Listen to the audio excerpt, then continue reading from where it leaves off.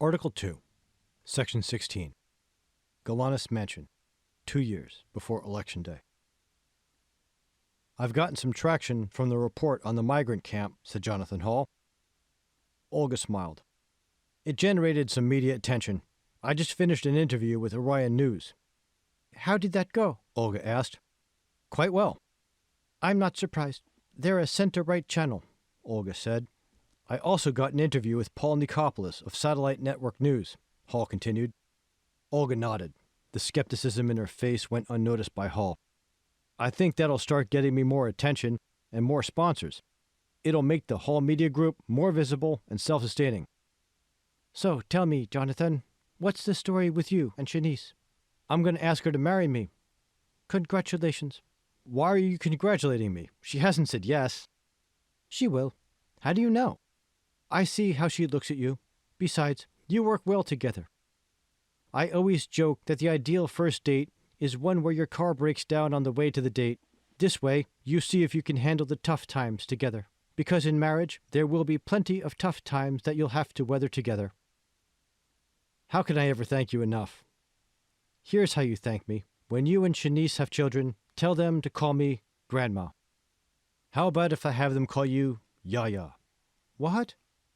"Isn't Yaya Greek for grandma?" "Yes, I didn't know you'd remembered." Hall smiled. "Seriously, though, here's how you thank me. Tell the story." "That's what I've wanted to do all along." "No, Jonathan, you don't get it. Tell the story." "What do you mean?" "I know there are many mothers who will never become grandmothers because they've made the same mistake I've made.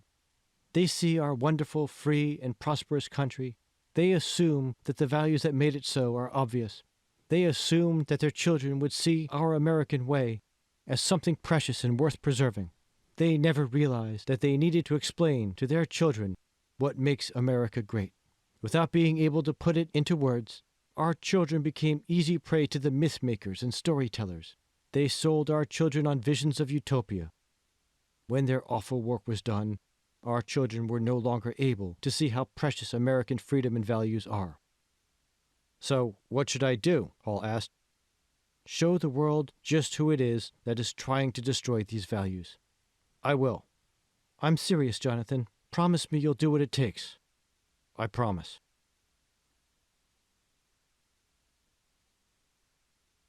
Article 2, Section 17. Coffee Shop, 2 years before Election Day.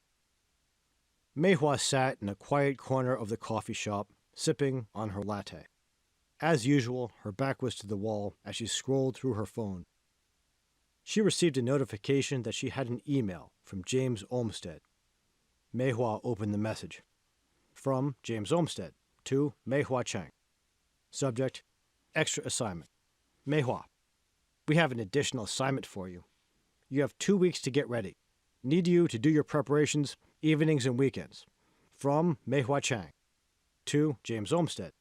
Subject, Ray, extra assignment. What is it? MHC. From James Olmsted to Mei Hua Chang. Subject, Ray, extra assignment. Somebody has come up on Neville's radar. He wants info. From Mei Hua Chang to James Olmsted. Subject, Ray, extra assignment. James, what's involved? From James Olmsted to Mei Hua Chang. Subject, Ray, extra assignment. Let me ask you this. How much do you know about comic book characters?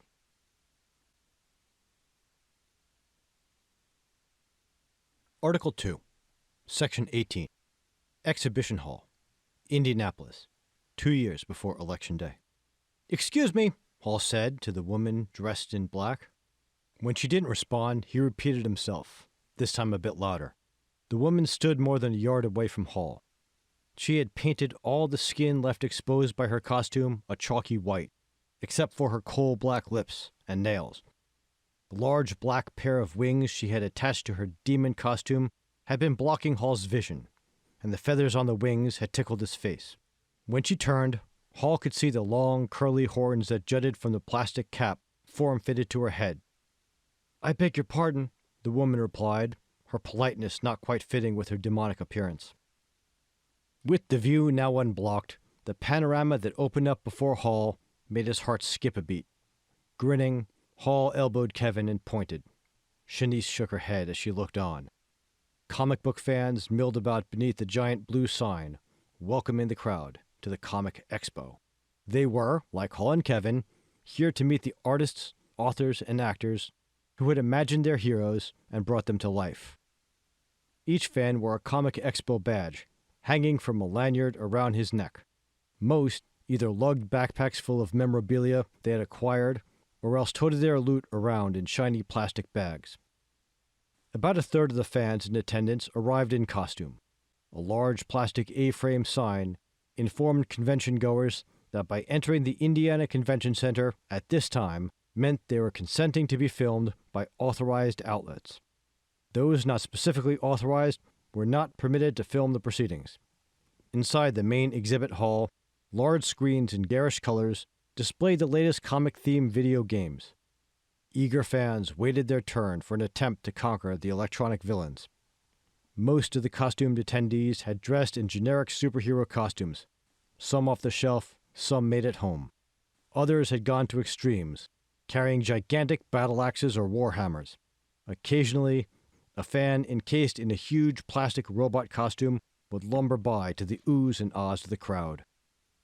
Women in form-fitting plastic bodysuits slinked their way through the gathering, luring the eyes of nearby men to the expanses of their strategically uncovered skin.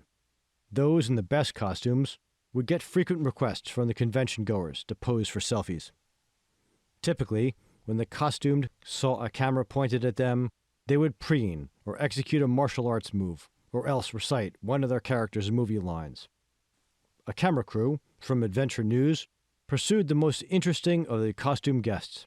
Judging by the typical target of their attention, their viewers were most interested in seeing the pretty girls in revealing costumes strut their stuff. The news sites paid the expo handsomely for the exclusive rights to record. For one coveted interview, it took the AN reporter 3 attempts to corner the subject. Clad in a low-cut black bustier with pink trim over a pink skirt with black leather hems, she was exceptionally pretty. Tattoos of pink flowers adorned both her arms. Her elevated platform boots made it tricky to determine her actual height. Each long leather boot came up to the middle of her thigh, one black with pink laces, one pink with black laces. Shanice frowned as she noticed the costume woman looking at Hall. Twice she managed to avoid the AN reporter, but the reporter's third try succeeded. Briefly distracted, the woman was set upon by the reporter. He pointed his microphone at her and addressed the cameraman before she could give him the slip. Hall watched as the interview began, smiling as he noticed the young man's difficulty in keeping the eyes away from her exposed skin. "Tell us about your character," the interviewer asked. The woman brushed away a long, straight lock of pink hair. Speaking with a strong Japanese accent, she answered, "I am Ichika, the 100-flower princess." "And what is your mission?" "My mission?" "Yes, your mission. What do you do in your story's universe?" "Any man who threatens Minamoto has to deal with me," she said. "What do you mean?" Getting over his shock, the big-bellied man she had grabbed smiled when he noticed that he was on the receiving end of a beautiful woman's attention. When he grinned his silly grin, the woman continued. "I cast my spell of seduction on him," she said, tracing an S pattern down his chest with her forefinger. "He becomes powerless to resist." The interviewer pointed his microphone in the man's face. "Are you powerless to resist?" The wide-eyed man said nothing. "I think that answers the question," the interviewer remarked, turning back to the woman. "Your superpowers really work." Shanice turned to Hall as the interview concluded and the woman's dazed victim departed. "There's something about that girl that's just off," said Shanice. "What?" "I had a teaching assistant from Japan in my math class last year. His accent was different." "Maybe it's a regional accent." Shanice glared at Hall. "I don't think so." "Listen, Shanice, I saw that girl looking at me too. No need to be jealous. You're my girl." "I'm not jealous," Shanice said, crossing her arms. "There's just something about that woman." Hall put an arm around Shanice. He drew her in tight and kissed her on the head. He didn't notice Shanice smashing her lips together. As Jonathan and Shanice spoke, Kevin again surveyed the room. Noticing a plexiglass diorama housing a nearly life-sized model of superheroes engaged in battle, Kevin excused himself. Entranced by the lighted display, Kevin at first hardly noticed the woman in the red velvet dress, with the sizable crown of black, bejeweled titanium.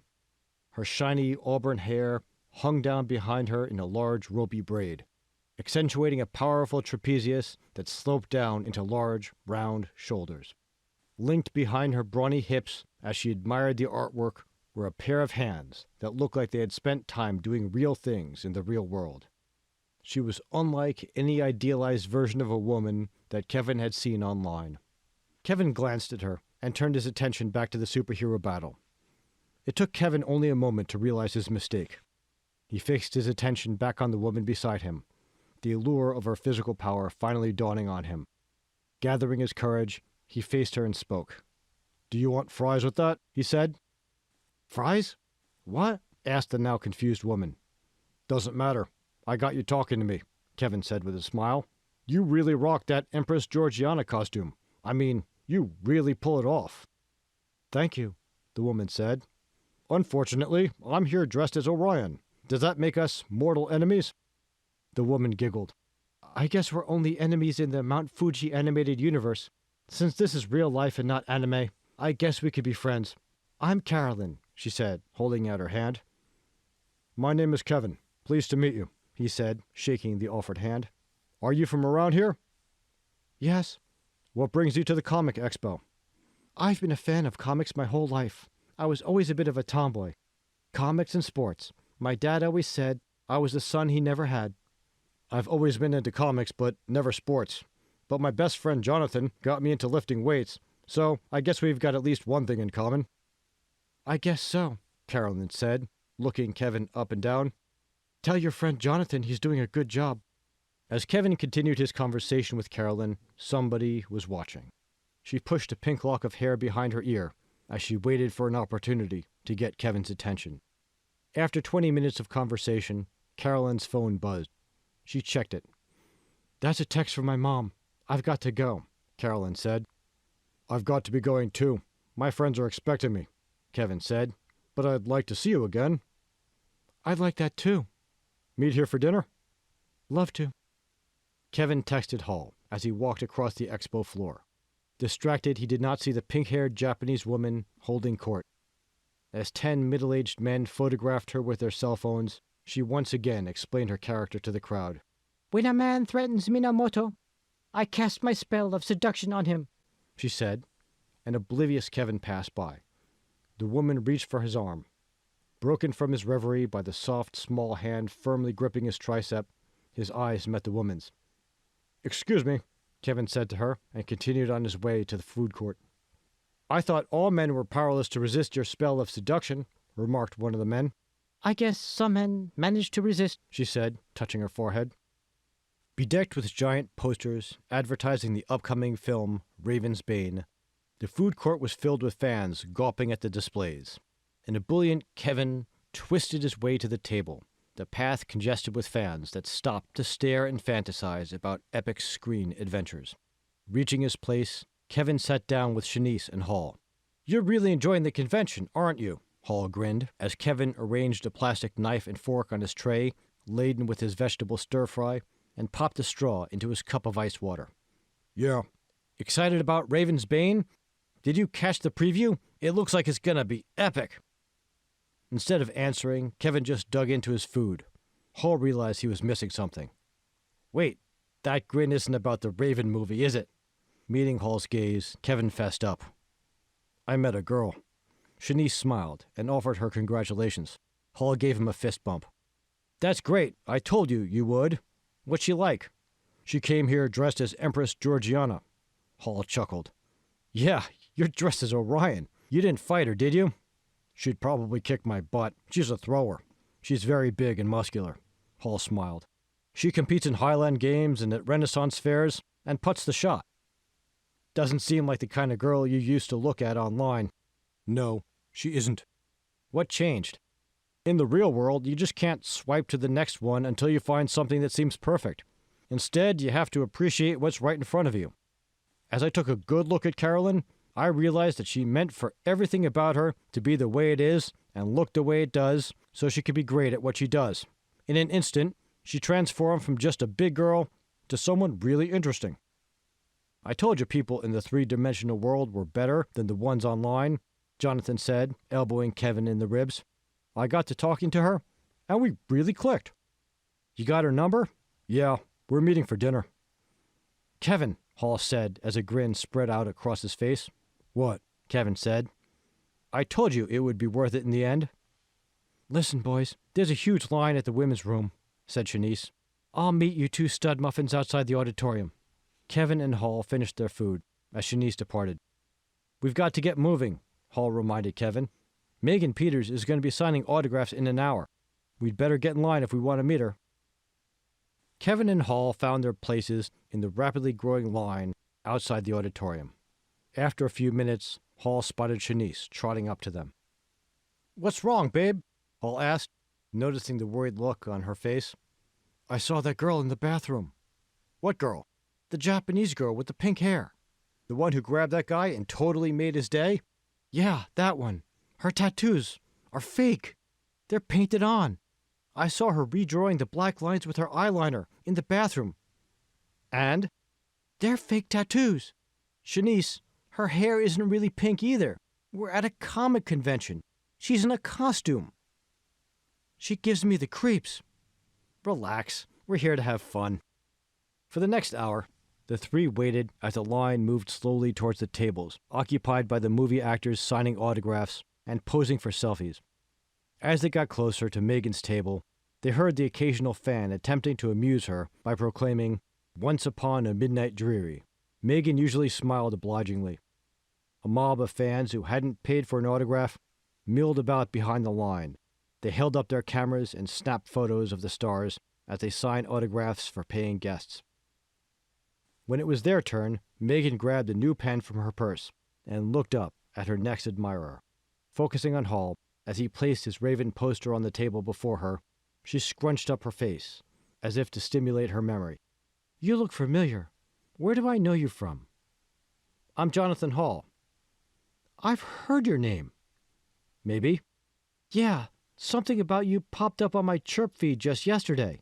Aren't you the far-right guy who made that deceptively edited video about the Sanger Center?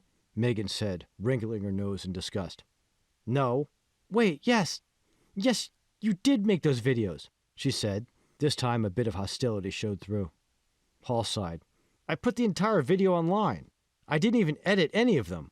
The whole thing is right there. Meghan looked at him, skeptically. I don't believe you. Then don't. Just look at my website. See it for yourself. Meghan didn't respond. It's amazing how powerful words can be, Hall remarked. Why would you let words trick you like that? Meghan continued looking at Hall as he dejectedly began folding his poster. The look on her face softened slightly. Come back here, Mr. Hall. I'll sign your poster. You paid for it. What was that about? Kevin asked. We've slaughtered a sacred Hollywood cow. I guess she was a bit sore about it, Hall answered, packing his signed poster into the folder in his backpack. She doesn't seem to like you. I doubt she's given me much thought. She recognized you from your Sanger Center videos. Maybe, but those videos didn't get much coverage. She said she heard about me on her chirp feed. I guess she saw a hit piece from one of the sites that claims to do fact checks. She certainly knew her lines, calling our unedited videos deceptively edited. It'll be weird going to see a Raven movie, knowing the actress who played Lenore personally dislikes you, Kevin noted. I'm still going. Why would I care about one actress's politics if the movie is a good one? I'd love to talk about movies with you, John, but remember, I've got a dinner date. Oh yeah, good luck. Thanks, said Kevin, before turning toward the food court and walking past the pink-haired Japanese girl to meet Carolyn. Shanice pulled her phone from her purse again. Once more, she searched the Adventure News website to see if the videos from today's goings-on at the Comic Expo were finally up. This time, it was. She clicked on the video and advanced through it until she found the footage of the pink-haired Ichika. Watching the video several times, Shanice couldn't pin down what specifically made her suspicious of the woman's Japanese accent. Yes, it was different from her teaching assistants, but her careful review of the audio yielded nothing concrete she could use to prove her suspicions to Hall. Disappointed, Shanice looked up the name Ichika in the search engine. Most of the results described the anime character. Ready to quit, one link caught her attention. It simply translated the name from Japanese to English. Shanice started down the rapidly emptying halls of the convention center. Seeing Hall, she broke into a run to catch him. "Jonathan!" she called. "We have a problem." "What's up?" Jonathan asked. "That woman we saw." "Again about the Ichika lady?" Jonathan said with a sigh. "I told you—" Shanice cut him off. "Listen to me, Jonathan. She's a fake. I don't know why she's here, but it's not because she loves comics. Watch her interview." With a shrug, Hall took Shanice's phone and watched the video. "I don't get it," he said when the video was finished. "The woman said that she was the 100-flower princess." "So?" "In Japanese, Ichika means 1,000 flowers, not 100 flowers." "If she were a real comic fan, she would have known that," Hall murmured as Shanice's point dawned on him. "If she were really Japanese, she would have known that too," Shanice added. "That wasn't a costume. That was a disguise," said Hall, his eyes widening. "We'd better find Kevin." Shanice and Hall rushed to the food court, where Kevin had planned to meet Carolyn. Spotting Kevin's table, they saw the woman in the Ichika disguise standing up to leave. They waited until she was gone and then approached Kevin to ask him about the woman. "Why was that woman talking to you?" Hall asked. "I don't know." "That woman is up to no good. She's probably spying on us. She's not a comic fan. She's not Japanese. Do you know what she's up to?" "I don't know." "What did you tell her?" "Nothing. I didn't really say anything to her at all." "Did she give you anything?" "No." "Did she take anything from you?" "No." "Did you see her at any other point during the day?" "On my way to the food court, she grabbed me and tried to do her seduction thing on me. I just kept walking," Kevin continued, looking over at Carolyn with a broad smile. "It's funny. I had just met Carolyn when she did that. It's hard to get interested in Ichika when you can have Empress Georgiana." Carolyn smiled at Kevin. "All I told her was my name," Carolyn added. From Mei Hua Chang to James Olmsted. Subject, Comic Expo.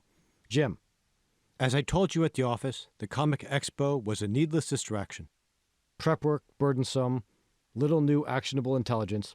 Hall wouldn't talk to me. Kevin wouldn't talk to me either. That desperate loser seems to have gotten lucky with a girl named Carolyn Brody. Photograph enclosed. Shanice Andrews tagged along. Behavior unremarkable. MHC. From James Olmsted to Mei Hua Chang. Subject, Ray Comic Expo. Mei Hua. CTET is paying for your time. This assignment came from the top. It was time well spent. Never know when the information you found will come in handy. Remember, no information is ever irrelevant. Jim. This is Ari Mendelson. I hope you're enjoying Consent. I'd love it if you could show your appreciation for my years of hard work by hitting that like button and subscribing to my channel. But why keep this adventure to ourselves? I wrote Kingmaker because I believe its message of keeping control of our own minds is one that America needs to hear. Young men especially will profit from learning the message that lies at the heart of these novels, that the straightest path to happiness is by improving yourself, one step at a time, rather than attempting to change others. So, share this audiobook far and wide across your favorite social platforms. See the description below for other ways for you to support my work. Thank you so much for your time and attention.